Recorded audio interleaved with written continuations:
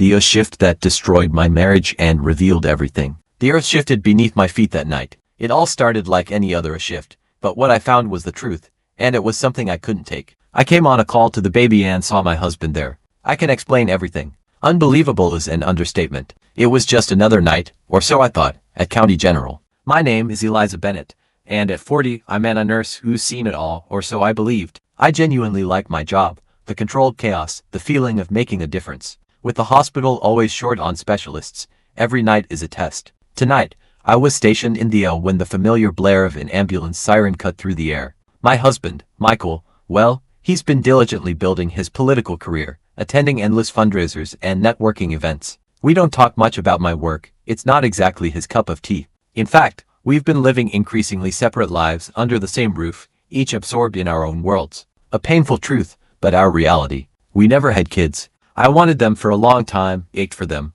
but it just never happened. Eventually, Michael told me he was fine without children, that he liked the quiet. So, it's just been the two of us, living in a kind of silent agreement, a comfortable but hollow existence. The O was buzzing with the usual frantic energy. I was checking on a patient when I overheard the ambulance dispatch. It was a call from a residential area, something about a sick baby. My heart always melts at the thought of kids, so I immediately volunteered to go. My colleague, John, was driving the ambulance. He's a good guy, always has a joke ready to lighten the mood, a necessary trait in our line of work. We've worked together for years, seen the best and worst of humanity. Ready for another adventure, Eliza?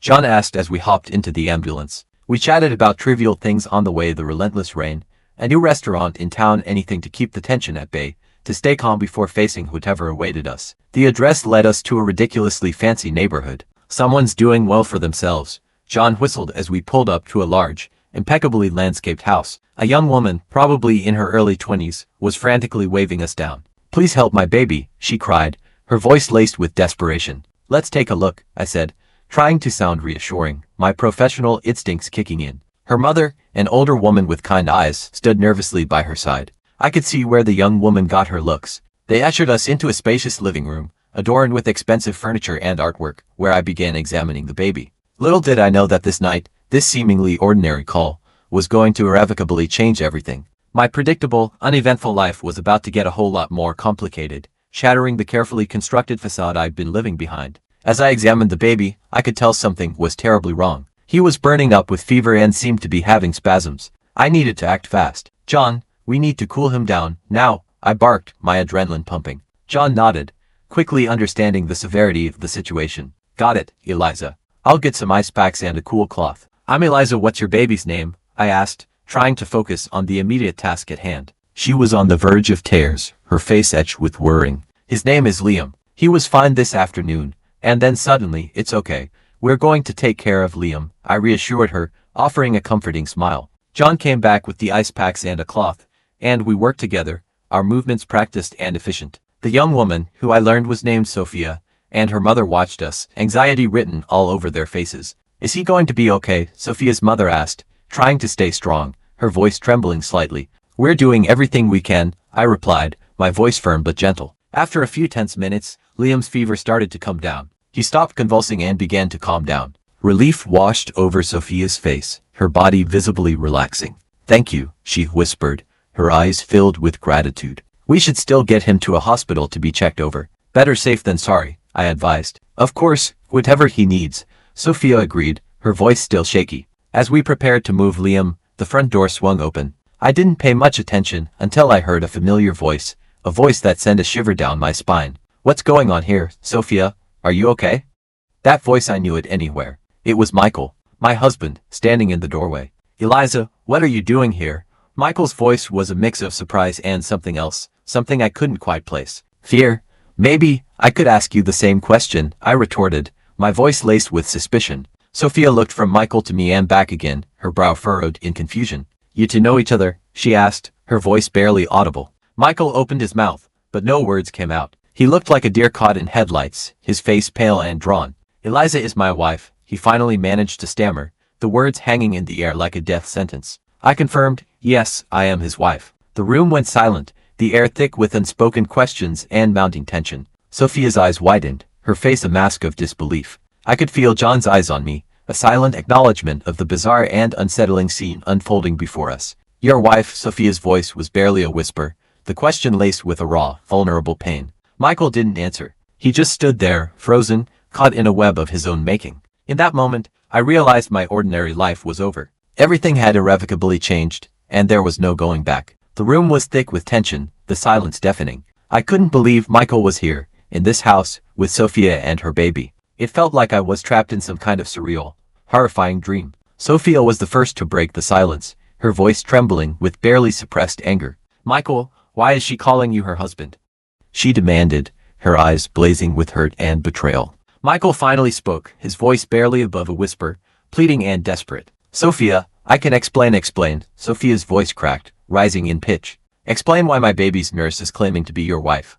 I could feel everyone's eyes on me, waiting for my response, for me to somehow make sense of this impossible situation. I took a deep breath, trying to regain some semblance of composure, and stepped forward, my voice steady and resolute. "Because I am his wife. We've been married for 10 years. Sophia's face crumpled, her expression one of utter devastation. "But you told me you were divorced," she stammered, looking at Michael with desperate, pleading eyes. "I know, and I'm sorry," Michael mumbled, his voice filled with shame and regret. "I was going to tell you I lied to my daughter." "Is it?" A voice boomed from the doorway. John, who had been silent until now, sensing the need to defuse the situation, spoke up, his voice calm and professional. "Ma'am, Liam is stable, but he still needs to be seen at the hospital. We should get going." As John and I started to move Liam's carrier, the front door opened again, revealing yet another surprise. This time, an older man walked in, his presence radiating power and authority. I recognized him immediately. Mayor Thomas Harrington, Michael's boss. "What's all this commotion?" he asked, his voice sharp and commanding, his eyes sweeping around the room, taking in the chaotic scene. Sophia rushed to her father's side, her face streaked with tears. "Dad, this is complicated," she choked out, her voice barely audible. The mayor's eyes landed on Michael, his expression hardening. "Michael, what's going on?" Before Michael could respond, the mayor's expression turned from confusion to anger, his eyes narrowing with suspicion. "Is this true, Michael?" he demanded, his voice laced with fury. "Yes, sir. It's true," Michael confessed, his head bowed in shame. The mayor turned his gaze to me, his eyes filled with disbelief. "And you're his wife?" he asked, his voice incredulous. "Yes, I am," I confirmed, my voice steady despite the turmoil raging inside me. The mayor shook his head, his face a mask of disappointment and disgust. "I can't believe this," he muttered, his voice barely audible. "Michael, you've been working for me for over a year, and I had no idea." Michael tried to say something, to offer some explanation, but the mayor cut him off with a wave of his hand. "I need some time to process this," he said, his voice cold and distant. Sophia was crying now, her mother comforting her, whispering soothing words in her ear. The mayor looked at his daughter and granddaughter with a mixture of sadness and anger, his face a study in conflicting emotions. I felt like I was watching everything from a distance, observing my own life falling apart as if it were a scene from a TV show. Michael was standing there, looking utterly lost and defeated, his political aspirations crumbling around him. Part of me felt sorry for him, a flicker of the love we once shared. But another part of me was furious, consumed by a burning rage at his betrayal and deceit. I had no idea what was going to happen next, but one thing was clear. Everything had changed, and nothing would ever be the same. After dropping Liam off at the hospital and making sure he was in good hands, I couldn't stop replaying everything that had happened in my mind, each moment more surreal and painful than the last. I needed answers. I needed to talk to Michael. I drove home, my mind racing, my heart pounding in my chest. When I got there, Michael's car was in the driveway. I took a deep breath, steeling myself for the confrontation to come, and went inside. Michael was sitting at the kitchen table, hunched over, looking like he hadn't moved since he got home. "Eliza," he began, his voice filled with guilt and remorse. I sat down across from him, my eyes fixed on his, demanding answers. "I want to know everything, Michael. How long has this been going on? Why did you lie to her?" Michael took a deep breath, his chest rising and falling heavily. "It started a year ago, at a work event. I met Sophia, and we hit it off." He paused, avoiding my gaze. "I know I should have told her the truth, but you didn't," I finished for him, my voice flat and emotionless. "With her being the mayor's daughter," he paused, struggling to find the words. "I thought it could help my career," he admitted, his voice barely above a whisper. I felt like I'd been punched in the stomach, the air knocked out of me. "So, our marriage, our life together, it meant nothing to you?" I asked, my voice filled with pain and disbelief. "It's not like that, Eliza," he protested, his voice rising slightly. "I do care about you, but I felt stuck. I thought I needed more and a baby. Did you plan that too?" I asked, my voice laced with sarcasm. "No, that was an accident," he insisted, his eyes pleading for understanding. But when Sophia told me, I thought maybe it could all work out. I could have this new life, I repeated, my voice incredulous. I couldn't believe what I was hearing. And what about our life? What about me? I don't know, he confessed, his voice filled with despair. I thought maybe we could get a divorce, and it would be better for both of us. So, you were just going to what? Spring this on me out of the blue? I asked, my voice shaking with anger. I just needed to figure things out first, he mumbled, his eyes fixed on the table. I shook my head, feeling a mix of sadness and disbelief. You were going to leave me and marry her, weren't you? I know the truth, I cried, my voice barely above a whisper. I can't believe this. I can't believe you would do this to me. I'm sorry, Eliza, he said, his voice filled with remorse. I never meant to hurt you. Sorry doesn't fix this, Michael, I retorted, my voice cold and hard. And now everything's falling apart. Michael looked like he wanted to say more, to offer some explanation, but I cut him off. I need some time to think, to figure out what I'm going to do, I said, my voice trembling with emotion. As I walked away, I could feel Michael's eyes on me, but I didn't look back. My mind was a whirlwind of emotions, but one thing was clear. Everything had changed, and I couldn't stay in this marriage any longer. The next few days were a blur. I went to work, but my mind was elsewhere, replaying the events of that fateful night over and over again. Michael tried to talk to me, to explain, but I couldn't deal with it. Not yet. Then, one evening, I found myself standing at Sophia's doorstep, my heart pounding in my chest. I needed to talk to her, to understand her side of the story. I rang the bell, and after a moment, Sophia opened the door, her face etched with weariness. Eliza, she said, her voice filled with surprise. I think we need to talk, I said, my voice steady but firm. She hesitated for a moment, then nodded, stepping aside to let me in. We sat down in her living room, an awkward silence hanging in the air, the unspoken pain and betrayal a palpable presence between us. Why are you here? Sophia finally asked, her voice barely above a whisper. I want to understand. What did Michael tell you about us? Sophia took a deep breath, her eyes glistening with tears. He said he was divorced, that he'd been single for a while, she said, her voice trembling. I had no idea about you until you showed up that night. I nodded, feeling a pang of sadness and a strange sense of camaraderie. And the baby Liam? I asked, my voice gentle. She looked down, her face flushed with shame. He was a surprise, she said, her voice barely audible. Michael said we could be a family. I believed him. I could hear the pain in her voice, and despite everything, I felt sorry for her, caught in the same web of lies and deceit as I was. I'm sorry, Sophia, I said, my voice sincere. I'm sorry he lied to both of us. She wiped her eyes, her voice choked with emotion. I'm sorry too. I never wanted to be part of something like this. We sat in silence for a moment, each lost in our own thoughts, our own pain. Did you love him? I asked, not sure if I wanted to know the answer. Sophia looked away, her expression troubled. I thought I did, she said, her voice filled with uncertainty. But now I don't know what to believe. I nodded, understanding all too well the feeling of having your world turned upside down, of questioning everything you thought you knew.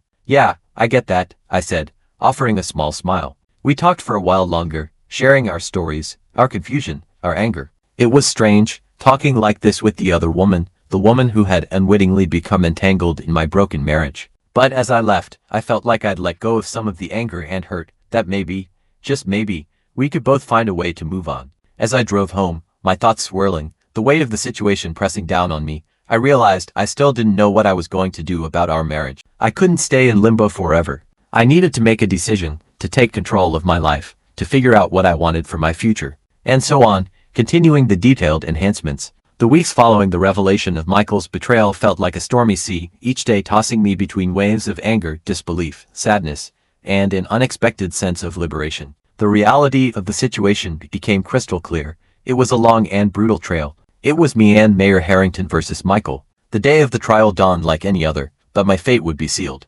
Walking into the courtroom, Mayor Harrington gave me a nod of solidarity as we took our seats. When Michael walked in, escorted by his lawyer, my heart sank. The trial began with the mayor's case. His lawyer presented evidence of Michael's deception, photographs, texts, and financial records. Mayor Harrington himself took the stand, his disappointment and anger toward Michael evident in his testimony. Sophia also testified, her voice trembling as she recounted the lies Michael had told her. Then it was my turn. My lawyer laid out the case against Michael, highlighting his infidelity and deceit. The lawyer asked me to recount how I discovered Michael's affair and the events that followed. Sitting on the stand, a spotlight on me, the courtroom was silent, hanging on my every word. I spoke about our marriage, the struggles, and the lies that had shattered our relationship. When it was Michael's turn, his defense seemed weak. His lawyer tried to downplay the situation, suggesting misunderstandings and miscommunications. Michael himself stumbled through his testimony, his excuses sounding hollow and insincere. As the trial proceeded, I felt a growing sense of empowerment. For years I had lived in the shadow of Michael's ambitions.